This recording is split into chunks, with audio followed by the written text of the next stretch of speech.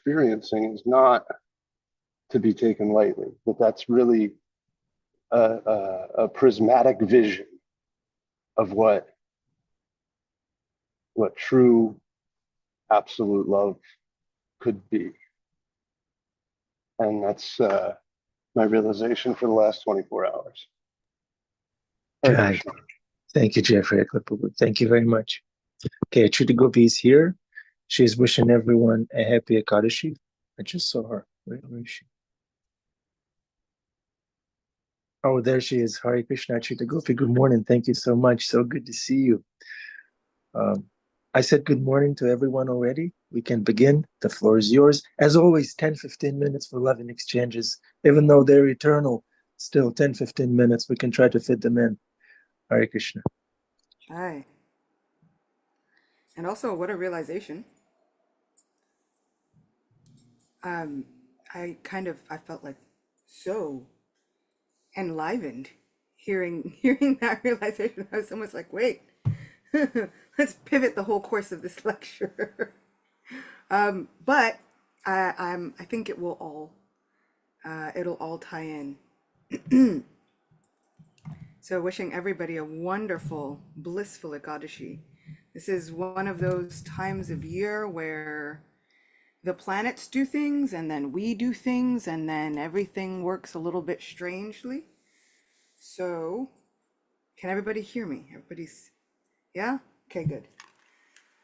Om Ajnanatimirandasya Gyananjana Shalakaya Chakshurunmilitam Yena Tasmai Shri Guruve Namaha Nama Om Vishnupadaya Krishna Prashtaya Bhutale Srimate Bhakti Vedanta Swaminiti Namine Namaste Saraswati Deve Gauravani Pracharine Nirvishesha Shunyavadi Paschatya Deshatarine Jaya Shri Krishna Chaitanya Prabhu Nityananda Shri Advaita Gadadhara Shivasati Gaura Bhakta Vrinda Hare Krishna Krishna Krishna Hare Hare Hare Rama Rama Rama Hare Hare Vancha kalpatarubhyascha kripa sindhubhya eva cha patitanam pavanebhyo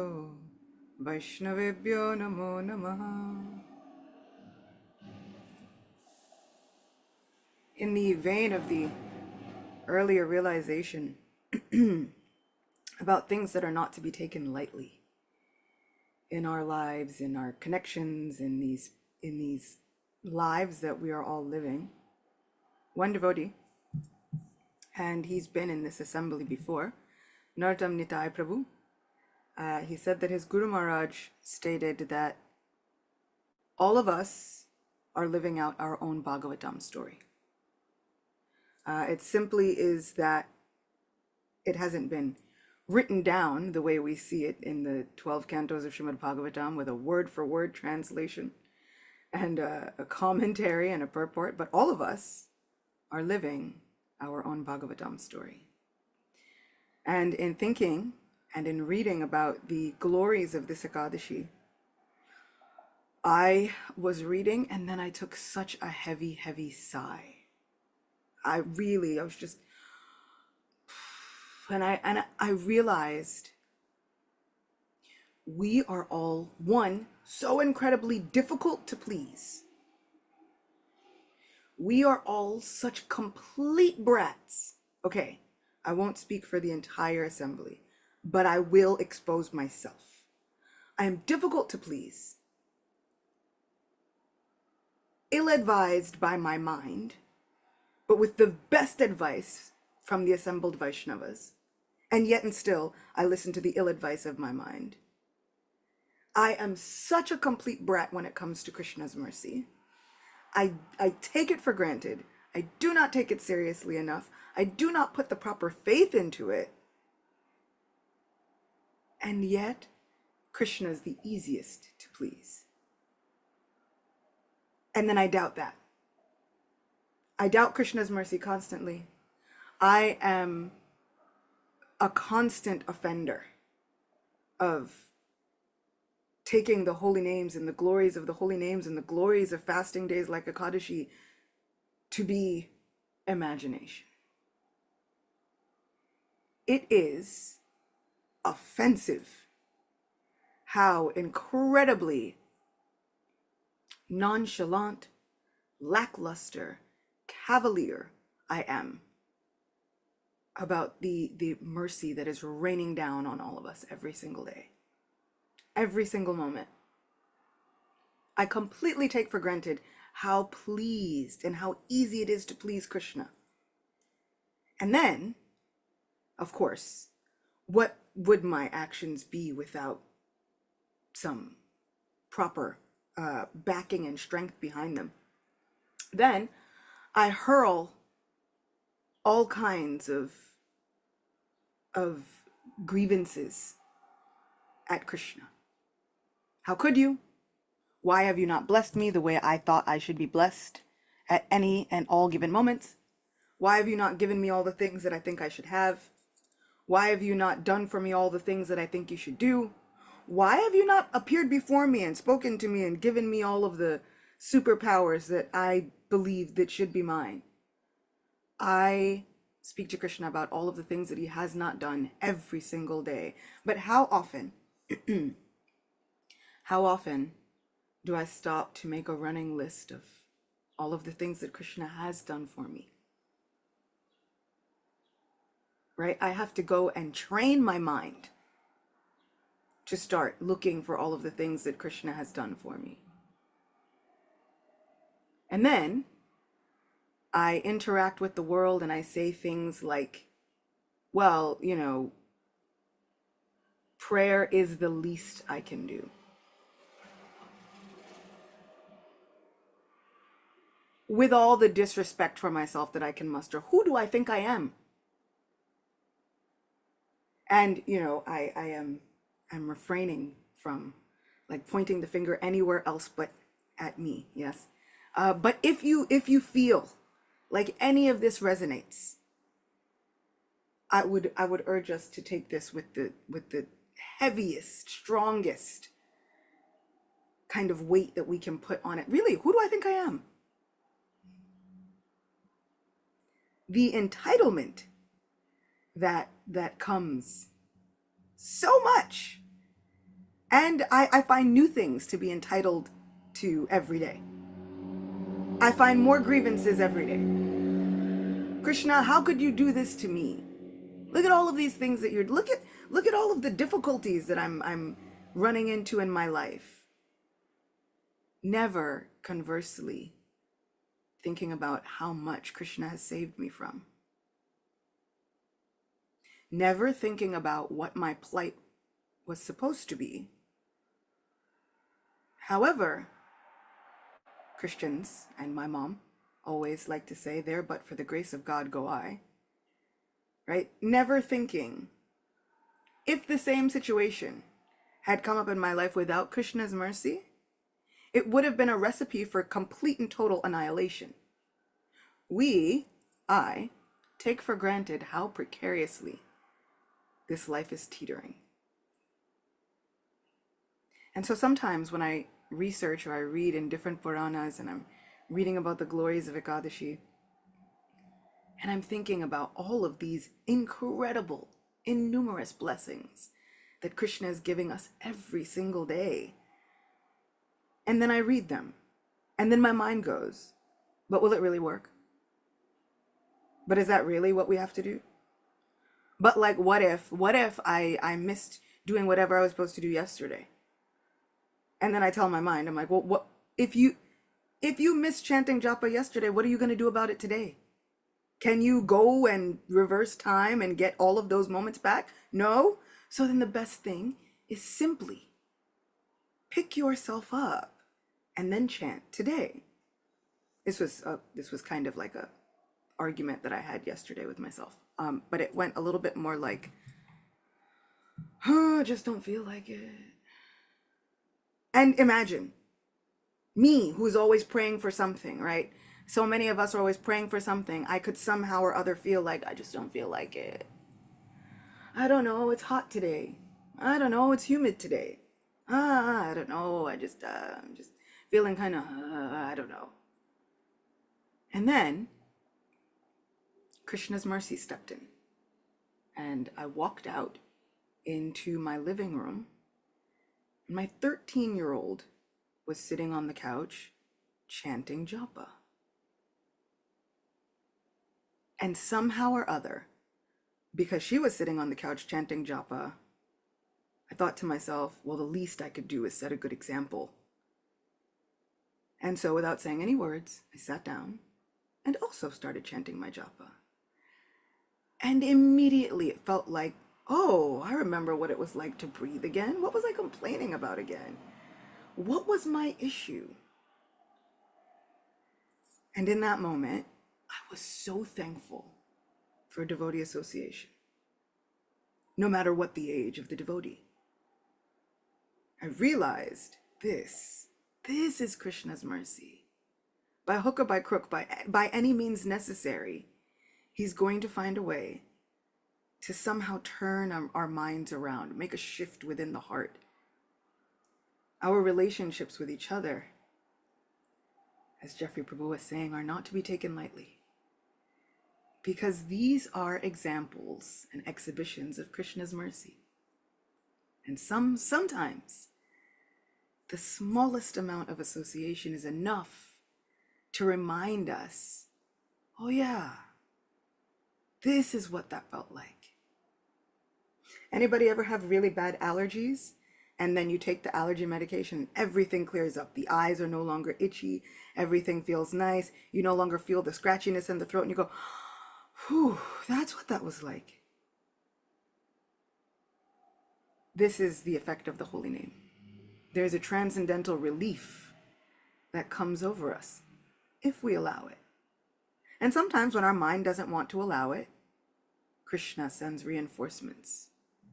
He sends the mercy of Srila Prabhupada and spiritual teachers. And even when it seems like we're just about to dodge that, he sends endless streams of devotees to remind us, just think of me. Just remember me. So this is what I was thinking of while I was reading the glories of Kamika Ekadashi. Let's see how quickly we can read them. The saintly King Yudhishthir Maharaj said, O Supreme Lord, I have heard from you the glories of fasting on Devashayani Ekadashi, which occurs during the light fortnight of the month of Ashad. Now I would like to hear from you the glories of the Ekadashi that occurs during the dark fortnight, Krishna Paksh, of the month of Shravan, July-August. O Govinda Dev, please be merciful to me and explain its glories. O Supreme Vasudev, I offer my humble obeisances unto you. The Supreme Lord Sri Krishna replied, O King, please listen attentively as I describe the auspicious influence of this holy fast or Vrat day, which removes all sins. Narada Muni once asked Lord Brahma about this same topic. O Regent of all beings, said Naradaji, O you who sit upon a water-borne lotus throne, please tell me the name of the Ekadashi that occurs during the dark fortnight of the sacred month of Shravan. Please also tell me which deity is to be worshipped on that holy day, the process one must follow to observe it, and the merit it awards. Lord Brahma replied, My dear son Narada, for the benefit of all humanity, I shall happily tell you everything you wish to know. For just hearing the glories of the Kamika Ekadashi bestows merit equal to that obtained by one who performs a horse sacrifice, which is impossible for all of us to perform, but gives incredible and unlimited merits and benefits and all kinds of celestial things and powers and everything that we could ever hope for. It gives one opulence, it gives one followers, it gives one fame in this life and the next life. It means even the demigods are talking about us. And yet we can't perform a horse sacrifice, but we can just listen to the glories of Ekadashi. And Sri Krishna says, don't worry, I'll give you the same merit. Why? At this point, why? Because I cannot see that I have done anything to warrant these blessings and that kind of merit. I haven't done anything, but Srila Prabhupada has. And I happen to be wearing a Srila Prabhupada shirt. You can't see it right now, but he's really, really big on the shirt. Srila Prabhupada has. On the basis of the prayers of Srila Prabhupada, somehow or other, we have tripped and fallen headfirst into mercy that we did not deserve. Has anybody ever seen their dramatic reality TV shows and you catch someone cheating on their spouse or significant other and the people go, I don't know, it just happened. And everybody goes, it can't just happen. Except for this is what's happened with us in Krishna's mercy. We didn't know where to find it. We didn't even know where to go looking for it. We definitely, somehow or other, I definitely did not deserve it, but somehow I tripped, fell headlong into Krishna's mercy. And now here I am, doubting the efficacy of Krishna's mercy. So, let me encourage my mind and my heart to simply accept the mercy. Certainly, great merit is attained by one who worships and who also meditates on the lotus feet of the four-armed Lord Gadadhar, who holds a conch shell, disc, club, and lotus in his hands, and who is also known as Sridhar, Hari, Vishnu, Madhava, and Madhusudana. Now, from the commentaries of Srimad Bhagavatam, I found a very, very wonderful point that I have taken now, and I'm adding it to everything. When we hear about the Lord who is four-armed and holds a conch shell, disc, club, and lotus in his hands, and sometimes we're wondering, what does that mean for us who worship Sri Krishna, who is celebrated as having two hands, and this is the form that we should always worship at all times?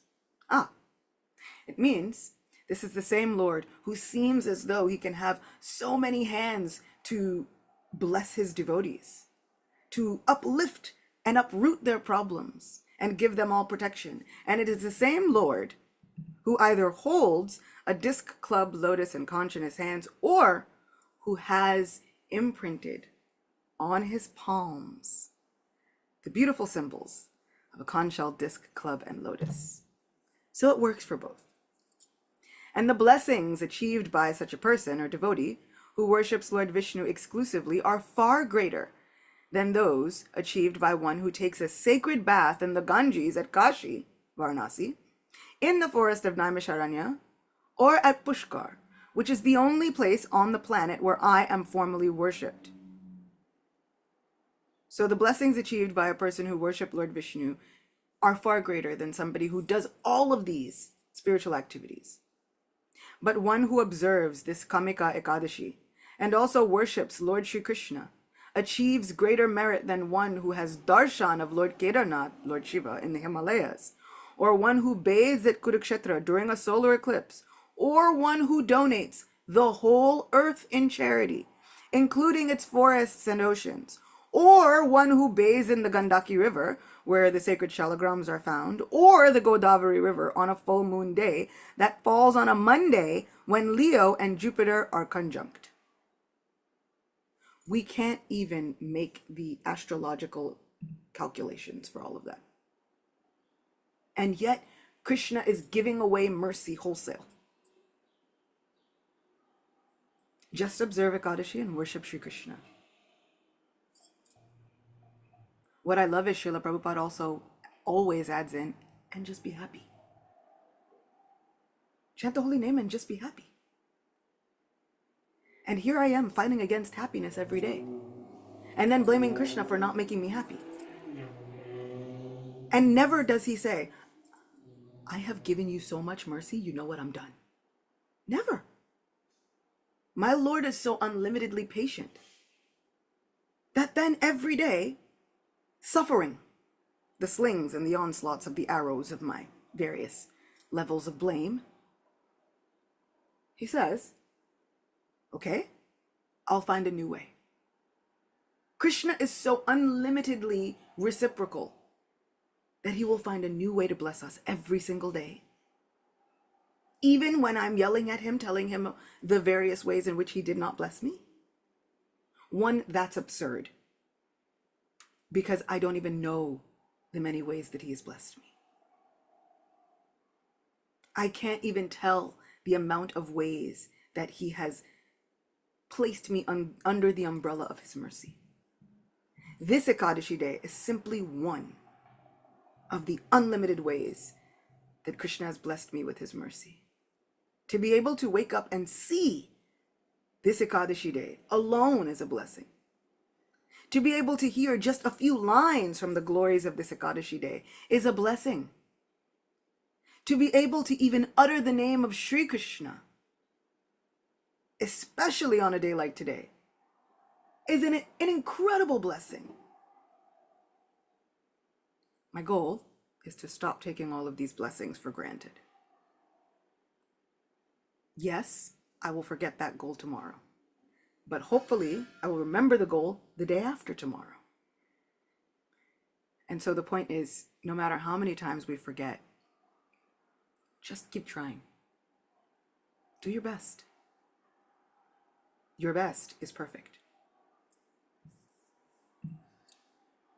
Observing Kamika Ekadashi bestows the same merit as donating a milk cow and her auspicious calf along with their feed. On this all-auspicious day, whosoever worships Lord Sri Sridhardev Vishnu is glorified by all the Devas, Gandharvas, Panagas, and Nagas. This Ekadashi is the purest of all days and the most powerful for removing sins of the native who fasts on that day. O Nadaji, Lord Sri Hari himself once said about this Ekadashi, one who fasts on Kamika Ekadashi attains much more merit than one who studies all the spiritual literatures. Anyone who fasts on this particular day, remains awake throughout the night, will never experience the anger of Yamaraj, the king of death personified. It has been seen that whoever observes Kamika Ekadashi will not have to suffer future births, and in the past too, many yogis of devotion who fasted on this day went to the spiritual world. One should therefore follow in their auspicious footsteps, and strictly observe a fast on this most auspicious of Ekadashis. Whosoever worships Lord Sri Hari with tulsi leaves is freed from all implication of sin. Indeed, he lives untouched by sin, as the lotus leaf, although in the water, is untouched by it.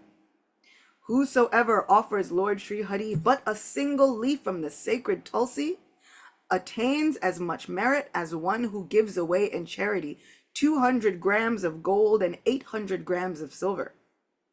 The Supreme Personality of Godhead is more pleased by one who offers him a single tulsi leaf than by one who worships him with pearls, rubies, topaz, diamonds, lapis lazuli, sapphires, gometa stones or gomas, cat's eye gems, and coral.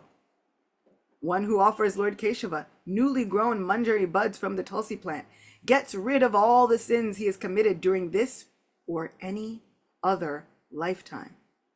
Indeed, mere darshan of tulsi on Kamika Ekadashi removes all sins, and merely touching her and praying to her removes all kinds of disease.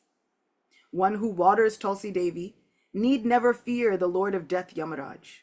One who plants or transplants Tulsi on this day will eventually reside with Lord Sri Krishna in his own abode. To Srimati Tulsi Devi, who awards liberation in devotional service, one should therefore daily offer one's full obeisances.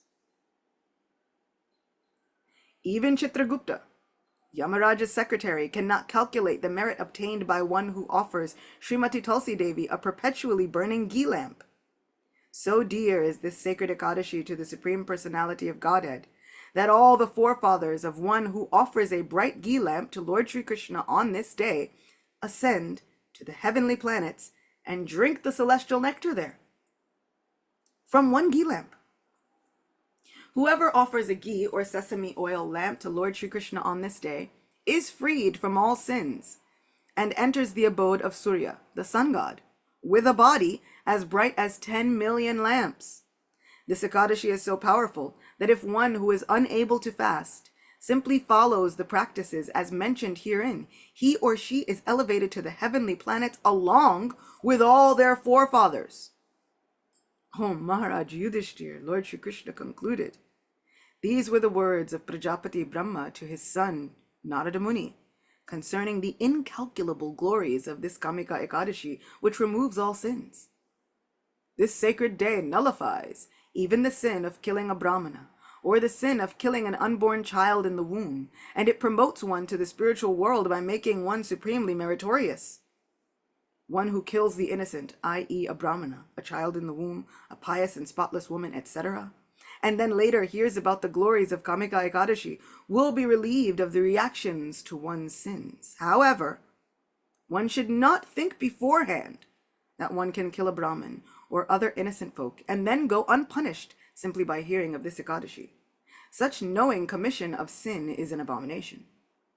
Whosoever hears these glories of the Kamika Ekadashi with faith becomes free of all sins and returns home back to Godhead, Vishnu Loka Vaikunta. Thus ends the narration of the glories of the Shravan Krishna Ekadashi, or Kamika Ekadashi, from the Brahma Vaivarta Purana. And so, before we do anything else, we can offer our respectful obeisances to Tulsi Maharani and just envision her in our mind. Vrindaya Tulasi Devya Priya Keshava Shacha Krishna Bhakti Pradidevi Satyavatya Namo Namah. Vrindaya Tulasi Devya Priya Kesava Shacha Krishna Bhakti Pradidevi Satyavatya Namo Namah. Vrindaya Tulasi Devya Priya Kesava Shacha Krishna Bhakti Pradidevi Satyavatya Namo Namah. Vrinda Devi Tulasi Maharani ki jai. Because somehow or other, simply worshiping her, honoring her today gives all kinds of incredible benefit. And simply fasting on this Ekadashi enables us, as Bhima says, to leave the horses alone. We don't have to perform any horse sacrifices. Krishna is simply, and when I say simply, I mean monumentally, throwing mercy at us, left, right, center, with all arms that are available to him. He has so much mercy to give us. All we have to do is allow ourselves to get caught in the rain. Don't put up any umbrellas when there's a downpour of mercy coming for us. This season is characterized very much by lots of rain in India. And if you are in New York, it tends to be a little bit of monsoon season for us also. Don't put up any umbrellas. Not when Krishna's mercy is there. We are constantly begging him, "Oh my Lord, oh Vaishnavas, oh beloved spiritual master, you have all access to Krishna's mercy. I am begging you." We are begging for a downpour of Krishna's mercy. And then imagine the downpour occurs and then we run away from it. Oh no! All we have to do is take with faith the blessings of these wonderful days that are available to us. Offering Krishna a single Tulsi leaf. Okay, if we can't do that, just look at Tulsi. We can touch Tulsi. Or then if we can't do that, no problem. Print out a picture of Vrinda Devi and Tulsi Maharani and then offer a ghee lamp. Somehow or other, Krishna is constantly saying, okay, if you can't do that, just do this. Okay, if you can't do that, just do this. Okay, if you can't do that, just do this. All we have to do is to do the best that we can with whatever we have. Even if whatever we have is simply within the mind. And failing all of that, if we feel as though we cannot do any of that, all we have to do is simply hear the glories of this Kamika Ekadashi with faith. And then act upon that faith. Because that's something. If we have faith and conviction in something, usually we are acting in accordance with that.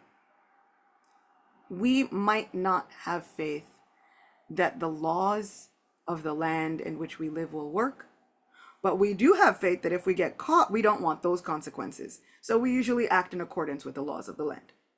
I say usually. Right? So maybe we don't have faith in the laws of the land, but we do have faith that we don't like the consequences that come from not acting in accordance with them. So then we act in accordance with them. So then the question becomes, do we have any faith in anything? The laws of this material world, the mercy of devotional service, or even the consequences? Because interestingly enough, I read this, and as I was reading this, I happened to move my foot, and I had somehow unknowingly stepped on a bug. It was already done. I had no knowledge of it whatsoever. And then I happened to read that the Ekadashi completely frees one from all of the sins, which I was very happy for, because I am a person who often is thinking that there is a Paramatma and a spirit soul in every single one of these creatures. And it happened to be a centipede, and then I found 2 more centipedes, and then I caught them and put them back outside. But what I mean is, Krishna is constantly saving me.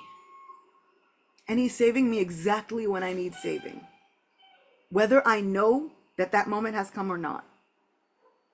Somehow or other, Krishna is constantly saving me. And so, as I was like, oh, sorry, that Paramatma had left, what I also thought was, Krishna saved me. And then, what I also thought was, imagine Krishna having so much faith in all of us that there is a living entity that somehow had to leave its body. And then Krishna says, okay, I'll have you leave your body on the day of Ekadashi, under the foot of my devotee. So when I ask myself, is it when, sometimes we think good karma, bad karma, Krishna somehow reconciles everything. Krishna reconciles everything. Even the things that we could never foresee, Krishna is reconciling. So this is my goal, is to, like I said, really, really not take for granted the glories of this Ekadashi day, and not take for granted all of the wonderful mercy that is afforded to us. Somebody's asking, can I have chai tea with milk today, since that is my daily drink that I have before breakfast? It depends. The chai, if it contains black tea with the caffeine, usually no. Technically, we're not supposed to have that on regular days. But if it is just a chai with spices, i.e. saffron and some ginger and some other things, then sure. So thank you so much. I already see them. I see the questions are happening. Gorangalila, tell me something. Can you please tell more about the glories of Tulsi Devi, like when we were worshiping about today? That was all that they gave me from the Brahma Vaivarta Purana. And Yeah, so, can you tell them again? sure. One more time. Let's see. Whosoever worships Lord Sri Hari with Tulsi leaves is freed from all implication of sin. Indeed, he lives untouched by sin, as the lotus leaf, although in the water, is untouched by water. Whosoever offers Lord Sri Hari but a single leaf from the sacred Tulsi tree attains as much merit as one who gives away in charity 200 grams of gold and 800 grams of silver. I have neither, but I do have Tulsi leaves. The Supreme Personality of Godhead is more pleased by one who offers him a single Tulsi leaf than by one who worships him with pearls, rubies, topaz, diamonds, lapis lazuli, sapphires, gometa stones or gomaz, cat's eye gems, and coral. As a collector of crystals, I only have some of those, but I definitely do not have all of those. And I definitely could not offer them all to Krishna, but I do have tulsi leaves. One who offers Lord Keshava newly grown manjari buds from the tulsi plant gets rid of all the sins he has committed during this or any other lifetime. Indeed, mere darshan of Tulsi on Kamika Ekadashi removes all sins, and merely touching her and praying to her removes all kinds of disease. One who waters Tulsi Devi need never fear the Lord of Death, Yamaraj. One who plants or transplants Tulsi on this day will eventually reside with Lord Sri Krishna in his own abode. To Srimati Tulsi Devi, who awards liberation in devotional service, one should therefore daily offer one's full obeisances. Even Chitragupta, Yamaraja's secretary, cannot calculate the merit obtained by one who offers Srimati Tulsi Devi a perpetually burning ghee lamp. And then we talk about offering ghee lamps to the Lord. So, those are already innumerable glories and blessings, and it gets merit because I cannot offer all of those things to Krishna. But I do have tulsi leaves. Thank you. Wonderful class.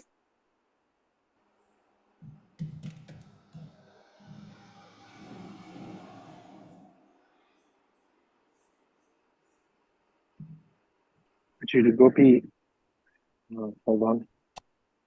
Wonderful class. Thank you very much. I have a question. How do we recognize that what's falling from the sky is the rain of mercy, not a calamity? Sometimes we think, oh, I should hide. This is painful. Let me run away. How do we recognize mercy? Yeah. I have a question though. Have any of us been able to dodge the miseries?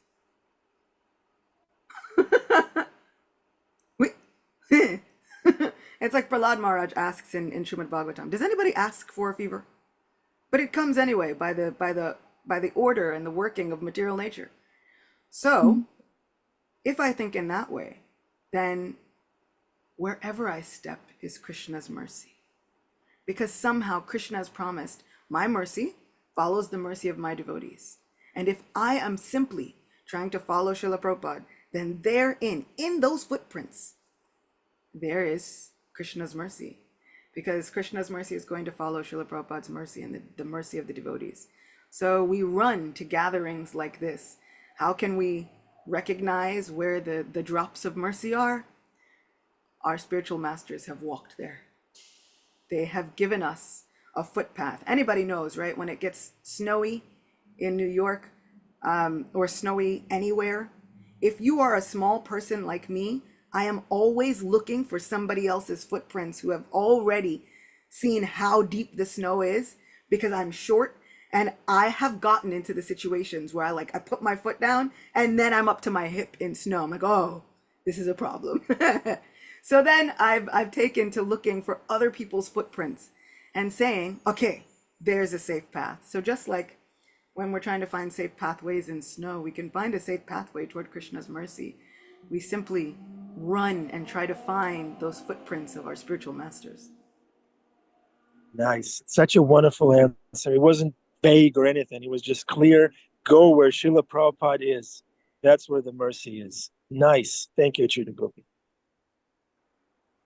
Next question or reflection, please.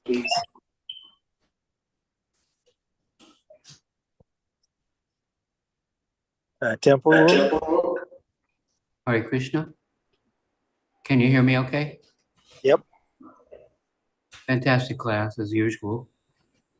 And glorifying, we really appreciate how we've heard how wonderful Krishna is, that he's providing such mercy.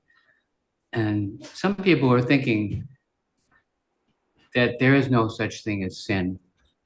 But other people understand, I have done something or neglected to do something, and there's going to be a reaction. So Prabhupada tells us that just like bathing in the Ganges cleanses away the residual, the debt, the sinful reactions. And then bathing in the Jamuna cleanses away the desire Mm. to engage in sinful activity and create more debt.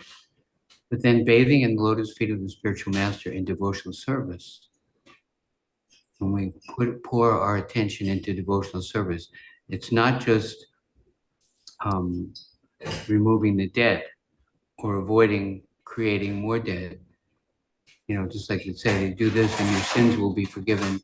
It's sort maybe I'm not sure, but it seems like it's we're hearing about removing the reactions to our sins and the activity of sinful activity. But when we engage in devotional service to Krishna, it's not just going after the debt, but it's creating a positive, something that we can engage in positively with love for Krishna. The devotional service is the life of the soul. The lotus feet of the spiritual master is the only way to obtain pure devotional service, unceasing, unmotivated, and then we're free. And I'm struggling myself, you know, to avoid sinful activity, but I'm trying to follow in the footsteps, like Mataji was saying, of my spiritual master by filling my life and my time and my energy and my resources and my desires, filling everything, giving everything in devotional service, and then chipping away at the little residual spaces where there's no service, where I might slip into something degrading. Anyway, we'll go to Prabhupada. Thank you very much for a beautiful class. And we want to go beyond just getting merit or beyond just getting rid of sinful reaction to the point of serving Krishna with love. Srila Prabhupada, Hare Krishna. I think I pray that that is, I pray that that's our benediction today as I look at Srila Prabhupada behind you, Haripurush Prabhu. And I pray that on this Ekadashi day, that Ekadashi Devi blesses us with, as Srila Prabhupada says, nectar of devotion, that devotional service, as you said, cuts the tree of sin that is residing, but then it uproots even the desire to commit sinful activities, freeing us from this addiction to serving our senses and committing all of these activities that give us these adverse reactions. And so then I pray that we find ourselves with less inclination, less desire to do other things. I pray on this Ekadashi day that I have less desire tomorrow to say, I'm too tired, I don't feel like it.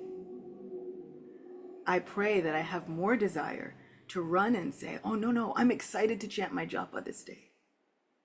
And not in a fearful, hopeless sort of way, but so excited because all my Krishna wants is to somehow spend some time with me this day. And that is a miracle. And as I was just sitting here reflecting and looking at Srila Prabhupada behind you, I said such a prayer.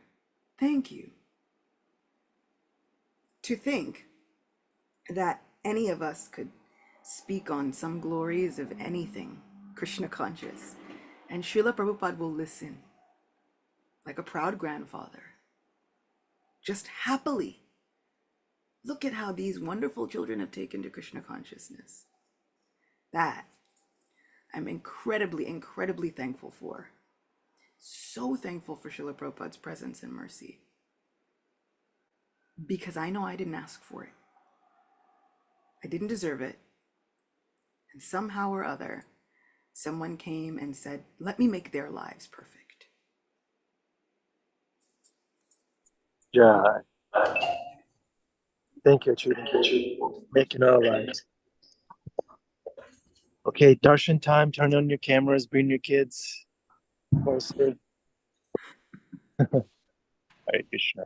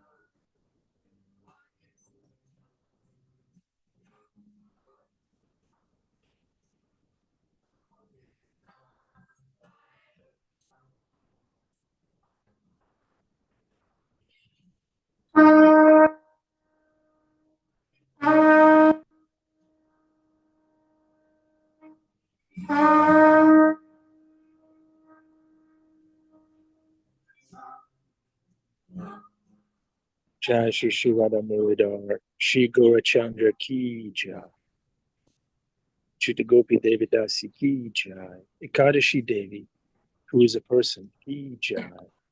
Yeah, Ekadashi is not a trick where you lead a sinful life and then you do something. Shri Radha Muridhara Gaur Chandra Bhagavan Ki Jai, Shri Radha Ki Jai. Yeah. Hare Krishna. Okay, Acyuta Gopi, do you have a few minutes for the afterglow? Okay, would anyone like to speak?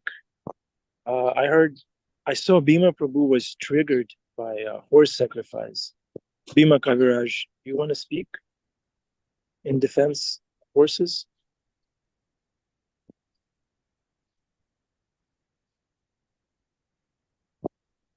Or is he?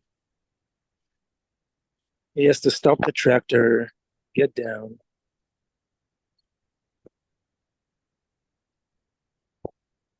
Okay, no problem. Who wants to speak? Well, Bhima Prabhu is getting ready. Rangalila, go ahead. How merciful Krishna gave us these wonderful Ekadashis. Like Krishna gave it through Prabhupada and Prabhupada gave it to us. How merciful they are. They're really merciful. If Prabhupada had never come, we would never have Ekadashis and we would never get special mercy from Krishna.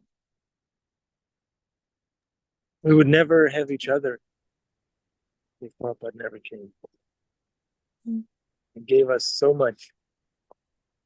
Achina Gopi, would you like to reflect on what Gurun Galila said?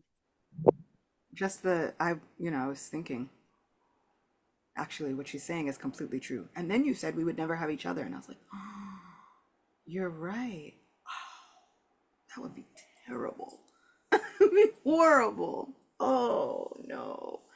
Yeah, I often say I don't even want to think about what my life would have been like without Srila Prabhupada's mercy and without Krishna's causeless mercy, kind compassion. These lives are actually the definition of what causeless mercy is. We have not necessarily done all of the things to deserve it, but Krishna gives it, and that is the definition of causeless. His mercy is not conditional. It is not the conditional mercy of, oh, you've done this, and therefore now you're fit to become my devotee. We don't understand how difficult it is to become Krishna's devotee, and what a incredible position that is. It is completely, if we worked in a job or in a place, basically it's like having constant access to the president. And there are loads of people who are thinking, I don't even know who the president is of my certain place, country, residence. And we have constant, unlimited, unrestricted access to the most powerful, most merciful, most incredible person ever. I want to not take that access for granted, which I started to do yesterday. But how do we know if it's mercy? Krishna scoops us up anyway. Krishna sees us. He saw me. Acyuta Gopi, I see you trying to dodge my mercy and trying to dodge the mercy of the holy name. And so then instead, he sends my child, which, thank God. I really, at that moment, I was like, thank God for this Krishna consciousness, and thank God to have people around me who want to take this Krishna consciousness seriously. And so to have the blessing to walk into another room and there's somebody there wanting to chant the holy name. So much so that it makes me get over my lethargy.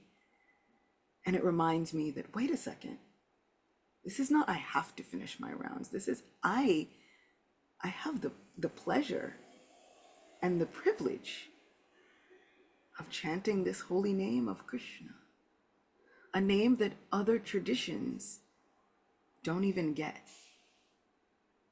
Right? Jewish traditions that you should never speak the name of God. Who do you think you are? And yet here, we're begging people on street corners, outside, anywhere we are, just chant the holy name. Get the most intimate, unrestricted access to the Supreme Person. It's incredible to me. It's mind-boggling. So I'm so grateful for all of you. Yes, had Srila Prabhupada not come, we would not have each other, and that would have been a really sad existence. Yeah, when Acyuta Gopi was explaining how japa is a privilege, delightful activity, not a chore, I was thinking, Krishna from the heart told me, Ananda, wash your bead bag. It was a very clear realization. Thank you, Acyuta Gopi. That's a good realization. Okay. I also have a realization. I had a dream that Krishna told me just chant japa. Like seriously today. So also, you should never second guess those dreams. And then write it down so that you don't ever forget it. Write down as much of that dream as you possibly can so that you never ever forget it. Okay.